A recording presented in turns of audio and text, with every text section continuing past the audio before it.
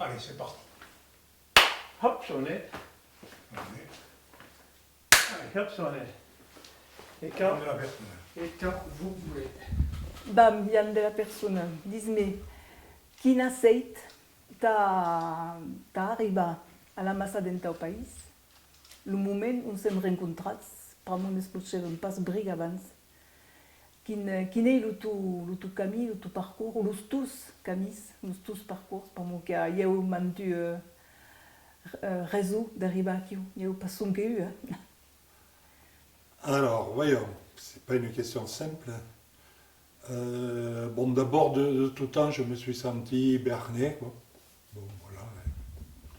Berné avec d'autres identités, mais bon, pour moi, c'était naturel. Il y a le fait que j'étais dans les eaux du PSU autogestionnaire, et donc on avait tous ceux qui étaient le débat sur l'Occitanie. Bon, c'était quelque chose qui était assez naturel, notamment ici à travers le groupe qui faisait la revue Force. Il y a le fait donc, que j'ai beaucoup aimé chanter depuis très longtemps, et donc j'étais sensible aux chanteurs occitans, notamment à Marty, à tout son message, donc ça faisait partie un peu du mouvement. Il y a le fait que, donc justement à travers ce côté autogestionnaire, j'étais dans des groupes où 1 ou 2 ans avant que j'y adhère, au début des années 70, avec aussi, donc c'était des syndicalistes enseignants autogestionnaires, à l'époque c'était la FEN, donc une tendance très minoritaire de la FEN, avec aussi l'association de soutien de l'agriculture de montagne, Jean Pitreau. Il y avait eu, je crois, il y a eu 2 réouvertures de classes quand l'administration avait décidé dans les villages de montagne de fermer les classes parce qu'il n'y avait plus assez d'élèves. Donc ces classes sont réouvertes parce que on partait du principe que c'était pas normal qu'un service public ne rende pas service à la population, surtout dans des villages de montagne où la fermeture d'une classe pouvait signifier l'accélération de la décadence du village, la fermeture des services publics. Pour les enfants, ça signifiait des temps de transport très, très rallongés. Donc il était normal, puisque le service public ne jouait pas son rôle, qu'il soit suppléé par des citoyens, des associations, des militants. Donc ça c'était déjà une première avancée vers ce qu'allait devenir plus tard, plusieurs années plus tard, les calendrettes. Il y a le fait qu'on était après 68, donc c'était tous les débats sur la pédagogie. Donc notamment la critique de la pédagogie dominante dans l'éducation nationale, c'était pédagogie de l'échec, pédagogie qui favorisait la sélection de classe. Il y a le fait justement de critiquer l'éducation nationale, puisque elle n'était pas réellement au service de la population, mais servait à justifier des différences de statut dans la société, à justifier les inégalités.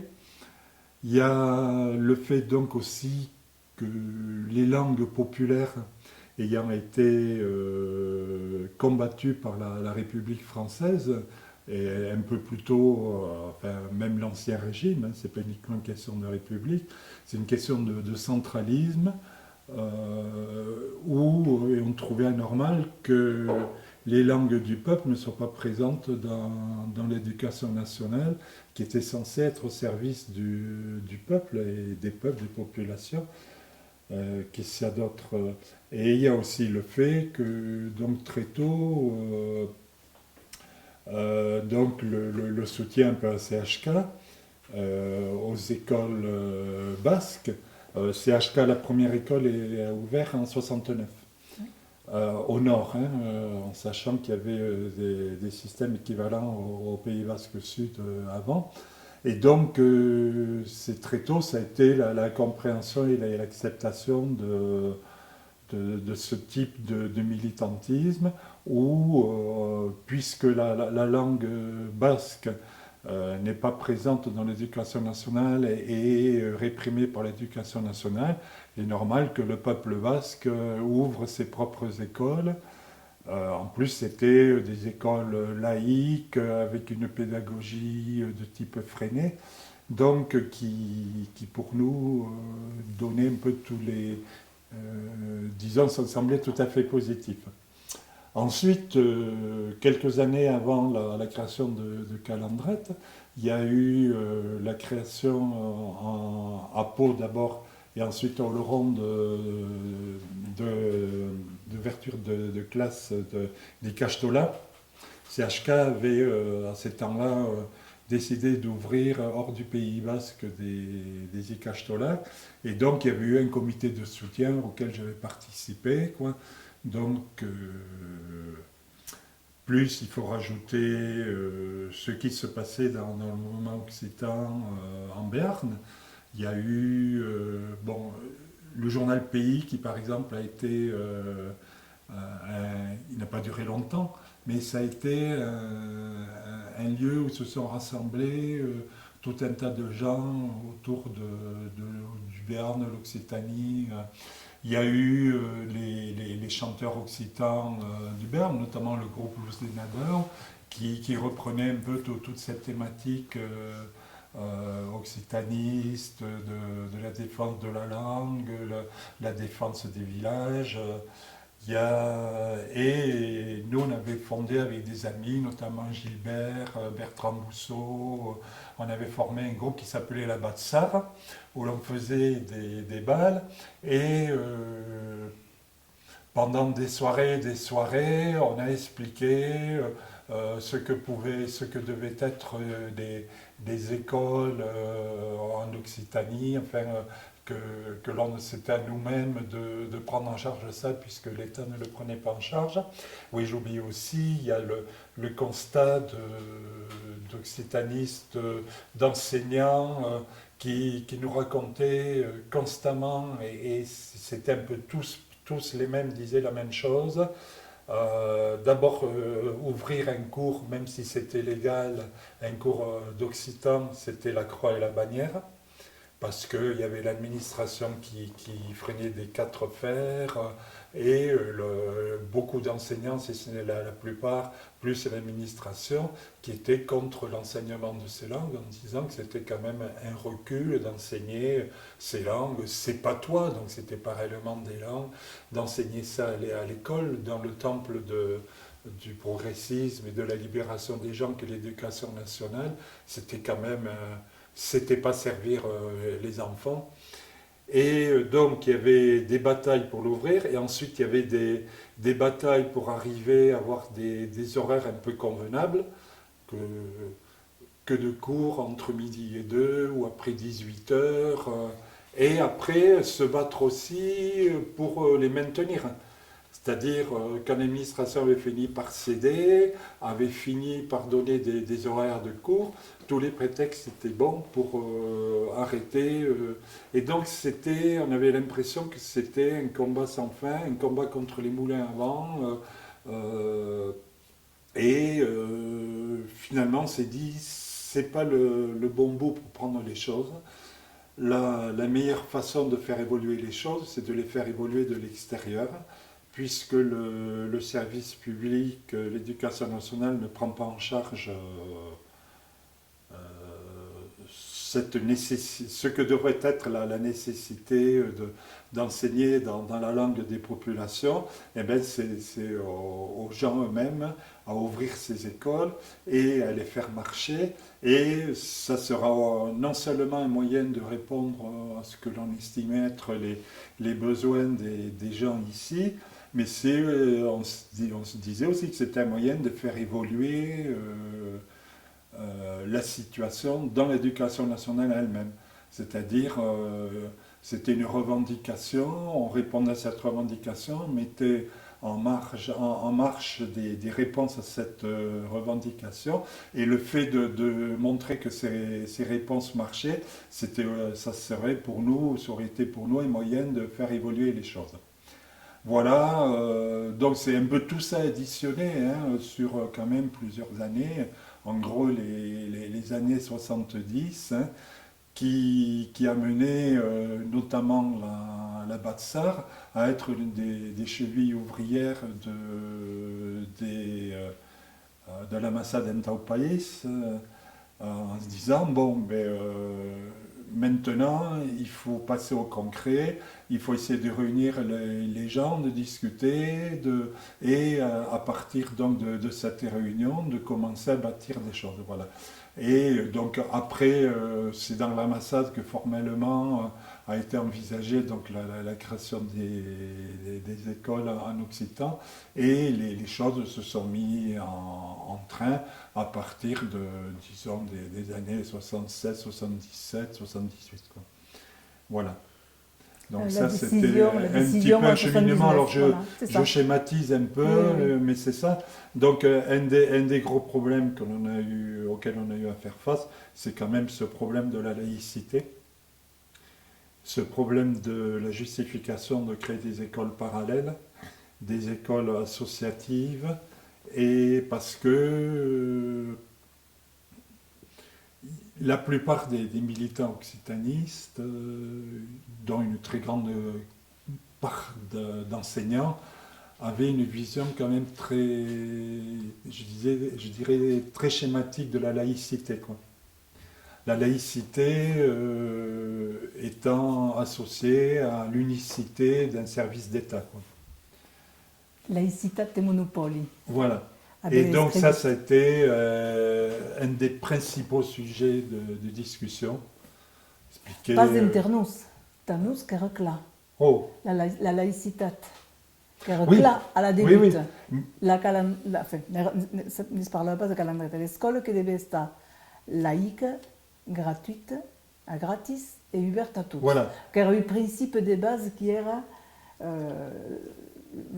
impossible à changer. Voilà. Donc, normalement, quand la mediche vision des bases que l'éducation nationale.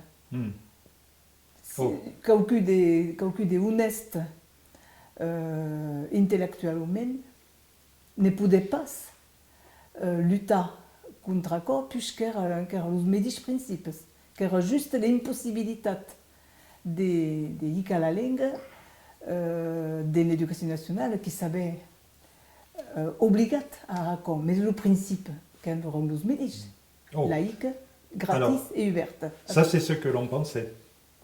Et on pensait qu'il y avait quand même beaucoup de gens qui nous suivraient dans ce raisonnement. Mais ce raisonnement impliquait quand même une critique de l'éducation nationale.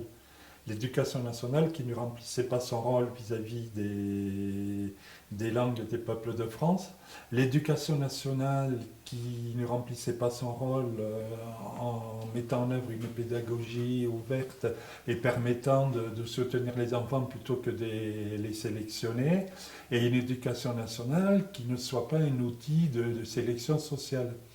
Et ces trois critiques de l'éducation nationale étaient incomprises et je dirais même inconcevables chez la plupart des militants laïcs et donc qui faisaient le fond très majoritairement des militants occitans. Donc leur laïcité n'acceptait pas les écoles parallèles. C'était du laïcisme, pas de laïcité. C'était des écoles privées, donc quasiment des écoles confessionnelles, des écoles de secte, n'acceptaient pas la remise en cause du fonctionnement de l'éducation nationale comme outil de sélection, donc qui devait être changé. Le côté non-enseignement des langues, ça ils pouvaient le comprendre, puisque eux-mêmes se battaient sans cesse pour ouvrir des cours, les maintenir, essayer de les rouvrir quand ils avaient été fermés. Ça c'était le côté le plus compréhensible, quoi. Voilà un petit peu l'ambiance générale. Alors j'ai peut-être été schématique, je ne sais pas si tu as compris ce que j'ai dit. Exactement, mais car le camino mène, et puisqu'il y a que m'arrivas donc au moment de la décision, et aquí, dans l'association, tu as pris le rôle de secrétaire de l'association. Oui, je voudrais rajouter juste une chose. Cette période, disons, de 75 à 85, quoi, cette dizaine d'années, a été en Béarn une période très, très féconde. Puisque avant n'existait qu'une seule association occitane, qui était Pernoust.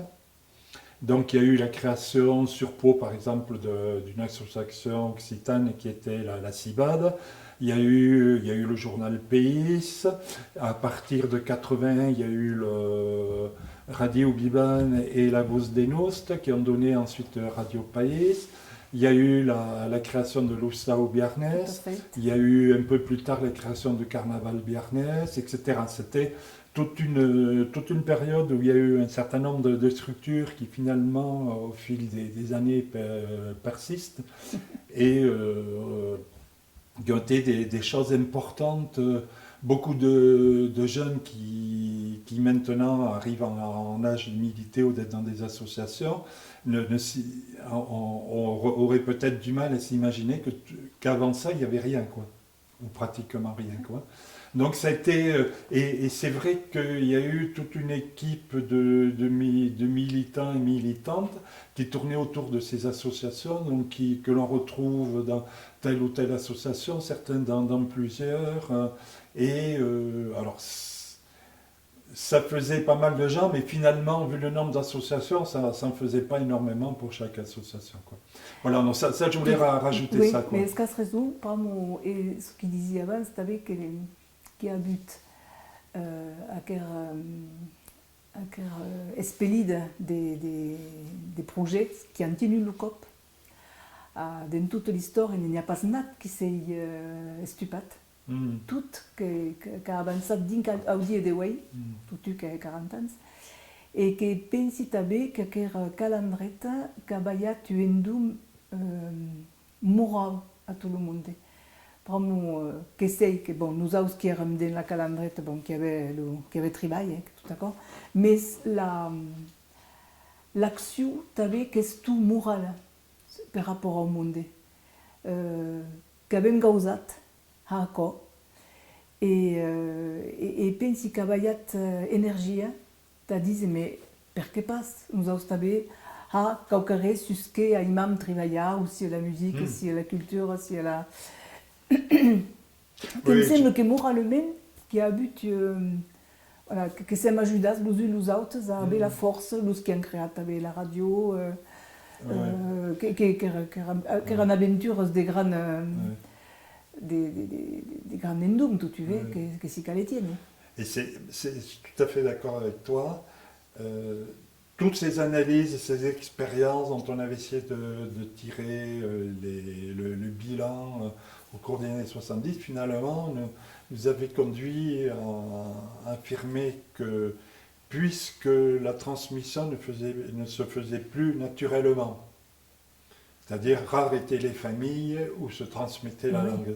Donc l'école pour nous était considérée comme le lieu stratégique, le lieu central pour le maintien et la reprise et la conservation de la langue, son expansion. Et donc c'était... Et ce fait que l'école soit considérée comme le lieu central, le nouveau lieu central de transmission de l'école, nous avait fait considérer les problèmes et les manques de l'éducation nationale comme d'autant plus importants. Et c'est vrai que pour nous, si on a créé Calandrette, c'est que pour nous, c'était vraiment le point nodal, quoi, de la reprise de la langue dans ces années-là. Taillou que y a vertadera, de lo vertadescens, que y a vertadera action politique de grande envergure, de grand endum, de lo sens, oui, politique, pas parti politique, mais il y a affirmation voilà, d'esta adultes, voilà, Mm. Kapudema et Kikawana. Ouais. Voilà. Et sinon, si tu voulais demander, tu si as habut, Moun a rencontré dans l'auto casana, tu porta la création des calendrettes dans certains endroits que tu aimerais de l'Arcoï. Bon, donc il y avait toutes ces discussions, notamment à travers la Batsar, donc les après-concerts, donc où puisqu'on on avait en vue la création de la calendrette, on travaillait déjà la calendrette, et il y avait donc c'était des lieux de discussion et d'explication sans arrêt. Donc là, bon, je sais qu'on a énormément discuté, qu'on produisait des petits textes pour tel ou tel journal. Ensuite, bon, de rencontres particulières. Bon, en tant que secrétaire, par exemple, il y a eu une grande manifestation qui avait été organisée par CHK à, comment ça s'appelle, Souston, pour aller jusqu'à Latché. Latché qui était la maison des Mitterrand. Et donc c'était CHK qui organisait, et donc à ce moment-là, bon, on travaillait beaucoup avec CHK. Je me souviens d'être allé plusieurs fois à des réunions de coordination de CHK où j'étais observateur de la calendrette, où j'apportais des informations et j'en ramenais. Donc, moi j'avais été dans la délégation qui avait été reçue. Il y avait 3 personnes de CHK et avec moi. Moi j'étais en tant que calendrette, on avait été reçus à la Tché. Alors, c'était pas par Monsieur Mitterrand, mais c'était par Madame Mitterrand. Donc, ça c'est. Quelque part, je me disais, bon.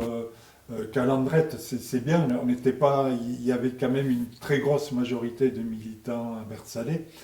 Donc je me disais, bon, quand même, on profite un peu de CHK, mais tant mieux, hein. Donc ça, c'était des rencontres importantes. Ensuite, il y a eu plusieurs fois des rencontres entre CHK, les Diwan, les Bressols en Catalogne, Calendrette. Donc notamment, il y avait une rencontre à Nantes. Et là j'étais très marqué parce que c'est des gens de Diwan qui m'ont dit, mais on n'aurait jamais cru que les Occitans créeraient des écoles, quoi. Et enfin, en y réfléchissant un petit peu, alors créer parce que pour eux, les Occitans, il y avait beaucoup de ministères de la parole, mais il y avait par rapport à ce type d'action, c'est-à-dire de création des écoles dans les langues, il y avait une espèce de blocage qui pour eux leur semblait incontournable, quoi. Et donc ils avaient été étonnés que ça se fasse. Et en y réfléchissant bien, c'est vrai que on était tous plus ou moins occitanistes ou occitanistes sans problème à Calendrette, mais on ne venait pas des mouvements forcément traditionnels. Il y avait une grosse équipe de la Batsar, il y avait des gens qui étaient plutôt proches du PSU, un peu libertaires aussi, il y avait quelques gens du PS, et à côté il y avait effectivement des gens qui avaient transité par des mouvements occitans, Lutoc, etc. Mais c'était pas les mouvements ou des gens issus des mouvements occitanistes qui existaient à l'époque en tant que tels qui ont créé les calendrettes. On était tous quand même un petit peu marginal par rapport à ce mouvement occitaniste, et ce qui explique que peut-être qu'on a eu plus de facilité, d'autant plus qu'on était les voisins directs des Basques. C'est-à-dire que cette démonstration pratique avait fait CHK, avec entre 69 et 78, quand il y a eu la création de l'association, il y a eu quand même un sacré développement des Ikashtola, qui a eu de très grandes fêtes, il y a eu des grosses manifs, et donc on ne pouvait pas être pour la langue ici et ignorer ce qui se faisait à quelques kilomètres, quoi. Et donc je pense que c'est cette proximité aussi avec le mouvement bercelet, le mouvement basque, qui a beaucoup contribué à cette création. Ça n'a ajudat també a passar certaines pous que parlien tant que mai quan hic som tot petit dans une escola qui ne coneixem pas, l'apprentissage de la langue, qu'aveven d'inquietudes par rapport a la quina anava reagir l'humanat d'apaquer langues. Bon, l'apprentissage, nous n'érem pas capables encara de parler à l'époque, car tanus sur reconquista. Et que sei que Brembi avait posé la question à monde de si parents de Castolat, a dit voilà, bon, qui ne sait pas l'apprentissage de la carrosse deux langues quand sont petits, il y a mesclagne, qui s'admirent, et que sei que m'avaient rassurat de m'expliquer les différentes étapes qui en avaient passé au petit, à cops, prenu mut de lieu de l'autre langue, mais pas la peine d'expliquer que ça n'avait pas passé, après ce qu'on avait tourné. Heureusement, pour moi, que ça me dit avait parié, les Catalans, qui avaient vu ça sera que Yux à Perpignan, mais la Bressol à travailler.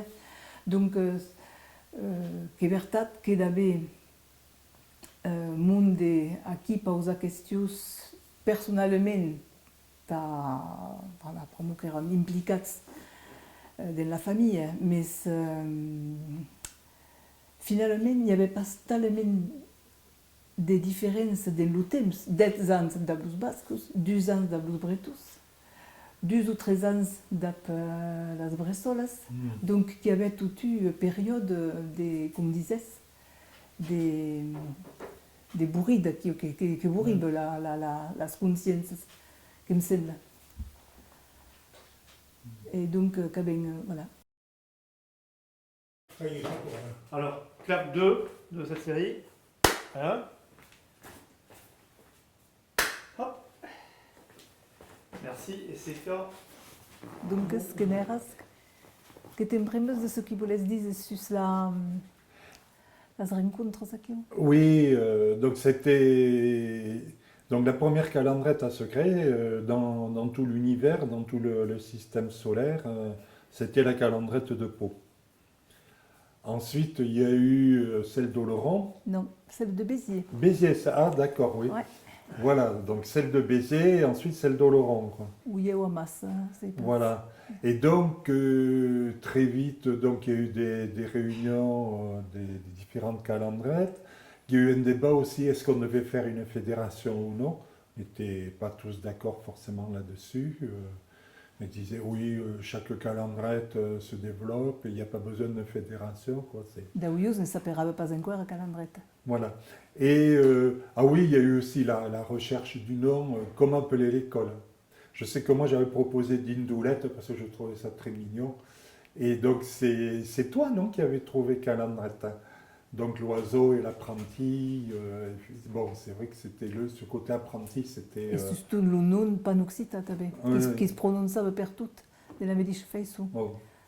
La calandrette qui la lausette, la laudette, qui avait différentes façons de prononcer, et encore ne me convenait pas, que voulait que tout c'est une nom panoccitan. Ouais. Donc il y a eu aussi calandrette à Toulouse, il y a eu une à la Teste aussi, je me souviens. Donc tout ça, donc, il y avait des réunions, des rencontres, donc ça de quoi largement occupé. Ensuite, des rencontres particulières, c'était beaucoup des rencontres d'associations de militants, d'échanges, d'expériences, voilà. Eh oui. Donc il y a eu un moment qui où des caminats, il n'y avait pas Internet. Voilà. Voilà, quand même, des kilomètres, et par moi l'Occitanie est grande. Les Basques n'ont pas tant de mérite que nous avons, par moi quand une mitat des départements. Oui, Nous avons ils ont que ce lycée, mais bon. Oui, mais quand je donne tout de suite. Oui, oui. Et que veritat qu'il y a eu force, mais c'est qu'il y a eu faiblesse à nous. La force de la grandeur du territoire et la faiblesse per mo caram loin. Et si est proche de l'usus dos autres, parce que c'est vist de los bascos nous, qui a mis des possibilités de parler, d'avancer causes aquí, ou bon, que em brembi de dimenjades completes passades a anar a treballar a Béziers, a Toulouse, que tornaves el diumenge completament fatigat abans de tornar a prendre el treball, bon, que freine din la possibilitat d'action. Une grande distance à temps. Donc on peut dire quelque part, bien que ce soit un regret, que tant mieux que ce se soit développé quand même assez lentement, parce qu'on n'aurait pas pu suivre le rythme si dès le début il y a eu des calendrettes en Auvergne, en Limousin, dans le pays nissard, on aurait vraiment eu du mal, surtout que là effectivement il n'y avait pas internet. Voilà. Adore que ça reste mais il hésite, t'as expédié. Et tu, si à Zembé, à ce qu'au a dit, sus à quelle période qui vivent, et la place, t'as la bienne, que si t'as calendrette, ou mais généralement de la langue, de la notre culture, c'est parce qu'il met des la bienne, si à Zembé il est par là. Bon, je n'arrive à un âge où je ne veux pas me transformer en donneur de leçons, disant « Oh, de mon temps, ça le jeune, c'était bien mieux que maintenant », ce qui n'est pas vrai, parce qu'il y a eu quand même de réelles avancées, au niveau de la langue, au niveau des calendrettes, il y a eu, ça commence à faire nombre, même si on peut regretter qu'il n'y en ait pas plus. Même si on peut regretter qu'un certain nombre d'avancées qui avaient été obtenues dans l'éducation nationale, finalement, il y a eu des régressions. Bon, par exemple, dans le secondaire, c'est vrai qu'avec la diminution des postes au CAPES, avec la fermeture d'un certain nombre d'enseignements.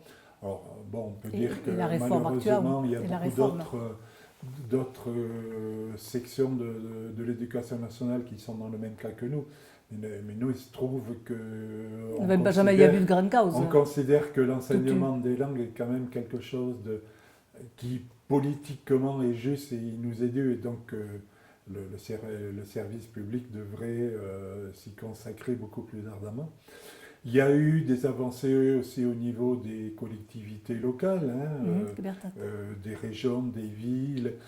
La calendrette de Pau n'aurait pas pu exister sans le soutien de la mairie.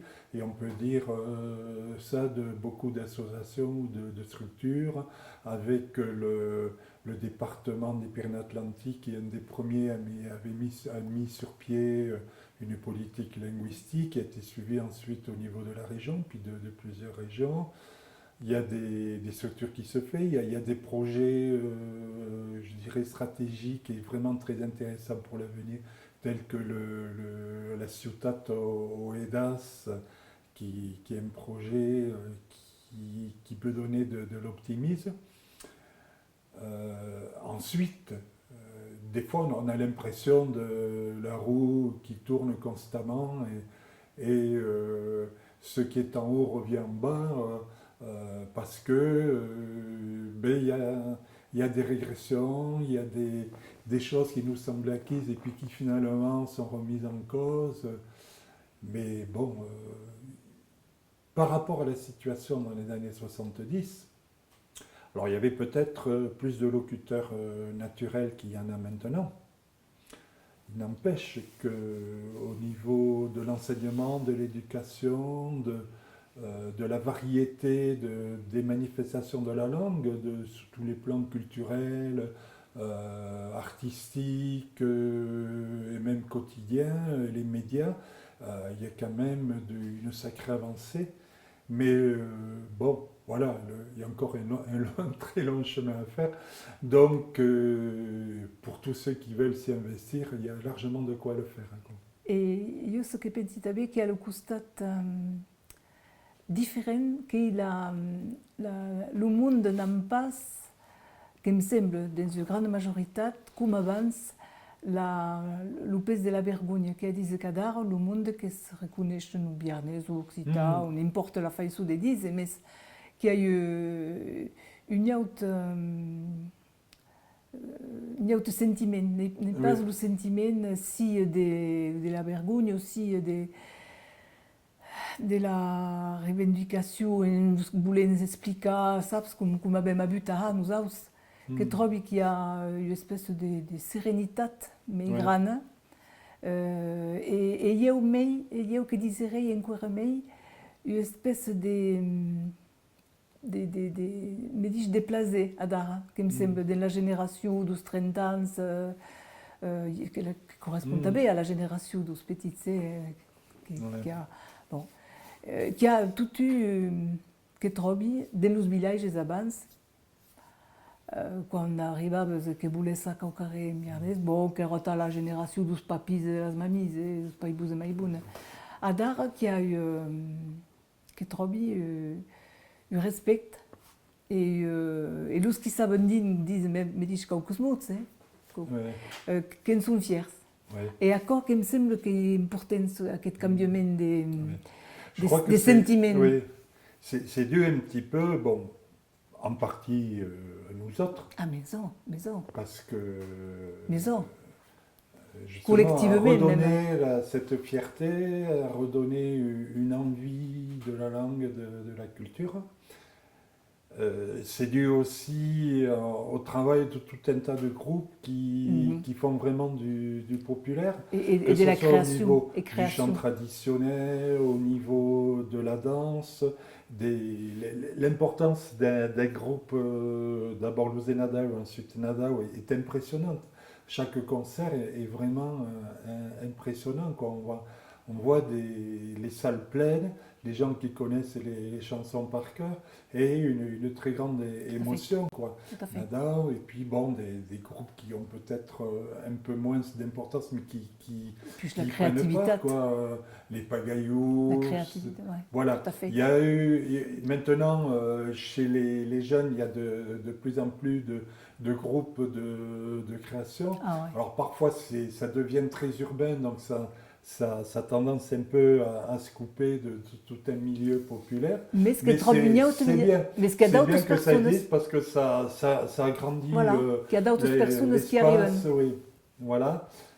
Il y a le carnaval, il y a Estivok, il y a des grandes fêtes comme ça où les gens prennent plaisir de pratiquer, d'écouter une culture sans que ce soit limité et renfermé. C'est-à-dire c'est une vision très ouverte de notre culture et quelque part une banalisation de cette culture. Ça devient naturel.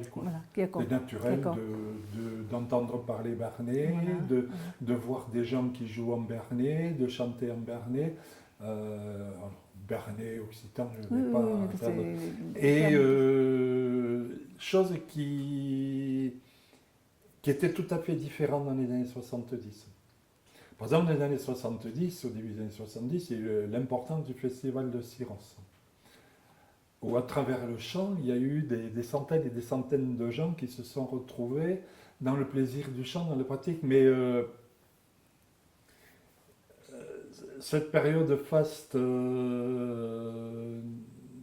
a duré, mais pas excessivement longtemps, parce qu'au bout d'un moment, il y a eu un essoufflement, notamment dû, je pense qu'on est fautif, en partie, puisque Calandrette, le fait les demandes de soutenir Calandrette, maladroitement posées ou non, ont fait qu'il y a eu un certain clivage, où il y a eu un rejet des Calandrettes de la part d'une partie de mouvements bernais, et qui a fait qu'il y a eu une rupture, mais au fil des concerts, au fil des ans, au fil de la radio, au fil du carnaval, au fil des associations qui sont créées dans beaucoup de villages, avec chacun parfois des festivals importants, l'Upriten de la Rivière, des trucs comme ça, quoi. Ce qui se passe au Sermal d'Osso maintenant. L'aérodrome,